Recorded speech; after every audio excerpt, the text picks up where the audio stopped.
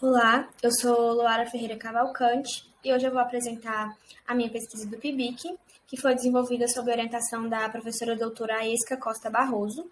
A nossa pesquisa é sobre a produção de conhecimento nos 30 anos da pós-graduação em Política Social na Universidade de Brasília, uma análise das teses e das dissertações.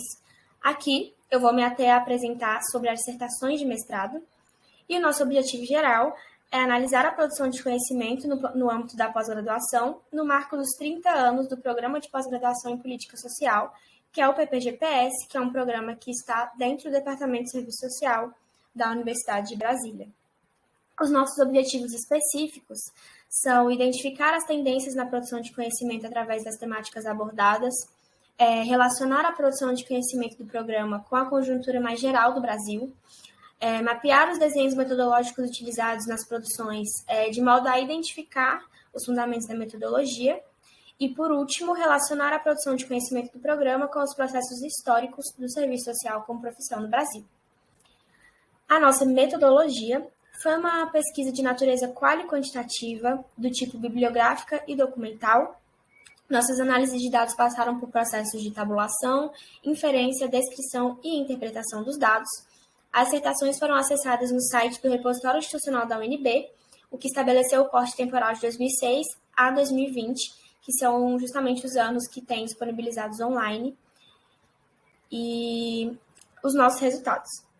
Foram analisadas 160 dissertações do programa e estabelecidos 4 eixos centrais de análise.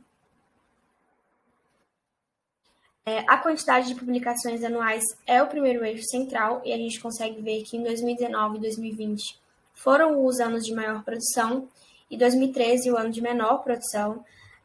O ano de menor foi 2013 com 6, e os outros de maior com 17 publicações. E aqui a gente visualiza de 2006 a 2020, porque a pesquisa se iniciou em 2021, então a gente só tinha disponibilizado online até 2020. O nosso segundo eixo de análise foram as áreas de concentração temática, que se dividiu em setoriais e serviço social, sendo em todos os anos uma prevalência de setoriais. A gente estabeleceu isso em serviço social, sendo temáticas e objetivos relacionados diretamente aos fundamentos do serviço social propriamente dito, e em setoriais as demais áreas. E a gente vê aqui em setoriais a prevalência de produções sobre programas, políticas, de assistência social.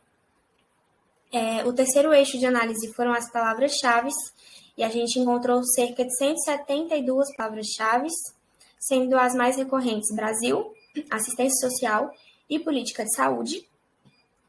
O nosso último eixo de análise foram os indicadores metodológicos, e a gente caracteriza esse último eixo como o mais difícil na hora de identificar e tabular os dados, por uma falta mesmo de descrição detalhada, específica, objetiva dentro das produções.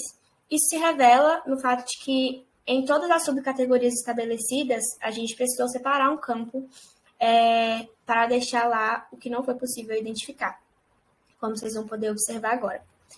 Nossa primeira subcategoria é o tipo de pesquisa, sendo a mais prevalente pesquisa documental. A natureza da pesquisa, sendo a mais prevalente qualitativa. Terceira subcategoria são as técnicas de coleta de dados, sendo a mais utilizada análise documental. E a última subcategoria foi o método de análise, e o método mais usado é o método marxista, que é o materialismo histórico dialético. E aqui vocês podem observar que, de fato, tem ali esses campos para os não identificados. A gente conclui que, embora a área de avaliação do programa junto à CAPES seja de serviço social, as temáticas não são diretamente ligadas ao serviço social, como a gente pode ver, e a gente acha que é importante aprofundar a discussão no sentido de entender os encadeamentos dessa pouca centralidade. É preciso problematizar as repercussões disso ao tratar do núcleo de fundamentos da profissão. E essas são as palavras-chave da nossa pesquisa. Como colaboradores, nós temos a discente Mariana Vitória Silva de Almeida, que é minha colega de pesquisa, que se ateve a apresentar e analisar os resultados das teses de doutorado do programa. Muito obrigada.